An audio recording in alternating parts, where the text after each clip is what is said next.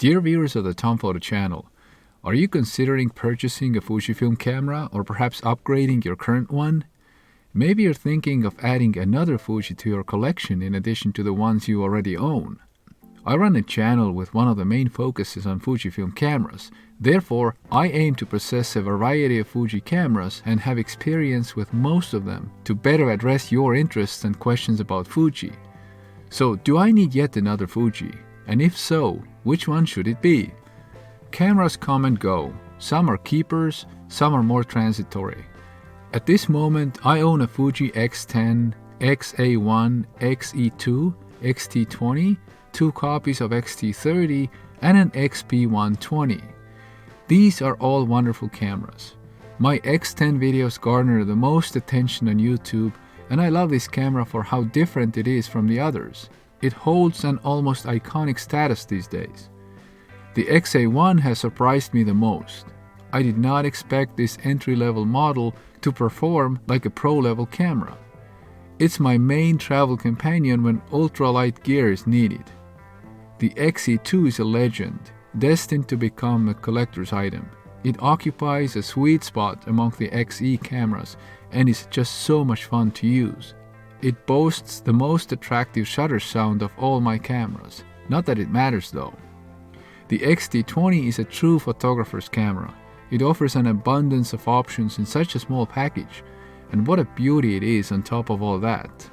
The XT30 is so good that I own 2 of them. It could be a top-of-the-line photo camera, but I've given my XT30s a break from photography and now I use them mostly as video cameras, often in tandem. That's why I have 2 of them. Its 4K video capability is absolutely amazing. The XT30 can do what my other cameras can do and so much on top of that. The XP120 is really my daughter's camera. It's a lot of fun and can go underwater. Please check out the links below where I discuss all these cameras. With all the cameras, what could I possibly be missing? I'm certainly not lacking in image quality.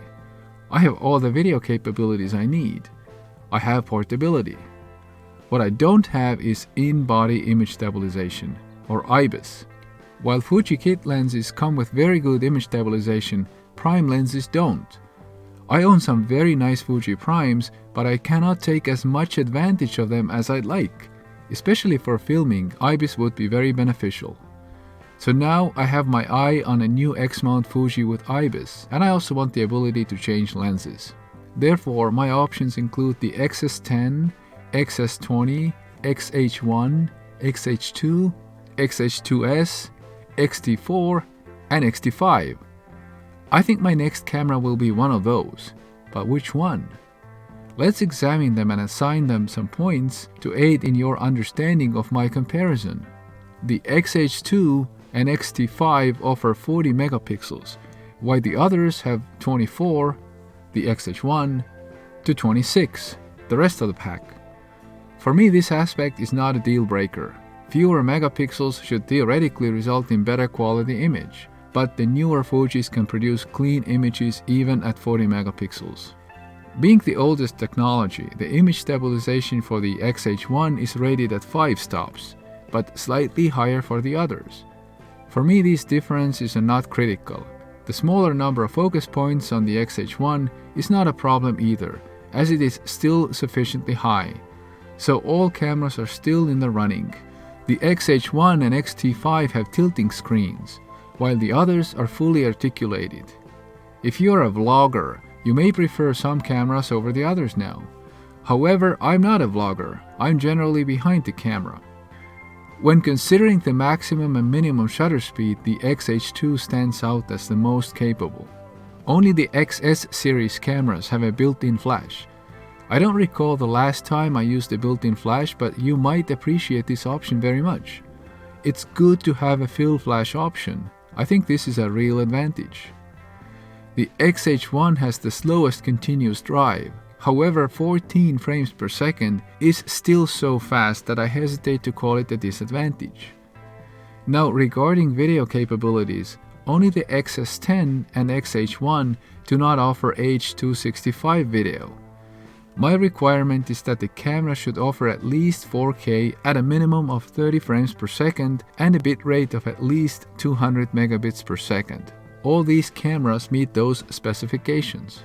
The new camera must not perform worse in any aspect than my current X-T30. Only the X-H2 and X-H2S have a headphone port. This may or may not be important. I'm fine if it's missing. Battery life for the XS20 is particularly good, while it is not as good for the XH1. The XH series cameras are heavy, which is a problem for me and could overshadow other issues. Size matters greatly to me, but now comes my very subjective assessment. I prefer the classic look and traditional Fujifilm controls more than the mainstream approach. The XT series fulfills these criteria, while the XS and XH series cameras do not. It's not just a question of style. For me, this is actually better. You may have the opposite opinion, of course. And lastly, the price. The XH1 and XS10 are quite a bit cheaper than the others. This aspect is not unimportant when you plan to own an array of cameras. Okay, let's start narrowing down the options. I've had some minor experience with the XH1 before, and I must admit that I was not amazed by its handling and heavy weight. Given that it mostly only adds IBIS on top of what my X-T30 already has, it is the first one to be eliminated. The XH2 is not particularly attractive either, but it is a video powerhouse and offers 40 megapixels. I'm not focused on megapixels, but this is still a new feature I have not yet experienced. So the XH2 remains on the list. The X-H2S is a Fuji's flagship model, capable of everything and excelling at it, but it is so new and so expensive that I'm afraid it also needs to be removed for now. No doubt that the XS20 is superior to the XS10, but not by enough for me. The XS10 seems like one of the most affordable ways to get my hands on IBIS. It has the style of the XH series, which I'm not particularly fond of, but at least the camera is small. Between these two cameras, I'm more inclined to prefer the XS10. The XT series, on the other hand, is simply beautiful. These cameras are such a joy to look at, and I appreciate how every button is exactly where I expect it to be, especially when coming from the X-T30. Note that I haven't mentioned the X-T4 by name in my monologue today. I believe this indicates that the X-T5 is the one I'd prefer to purchase. So my favorite cameras are the XS10, XH2, and X-T5. Considering that the XS10 is the smallest and most affordable, I'm tempted to say that this is currently the winner for me. Let me know if you agree with my reasoning. Thank you so much for watching. I hope you consider subscribing to my channel and leaving a like. I will produce more Fujifilm camera comparisons in the future. They say that the best camera is the one you currently have in your hand, and I think they're right. Enjoy your photography with your own favorite camera. Goodbye.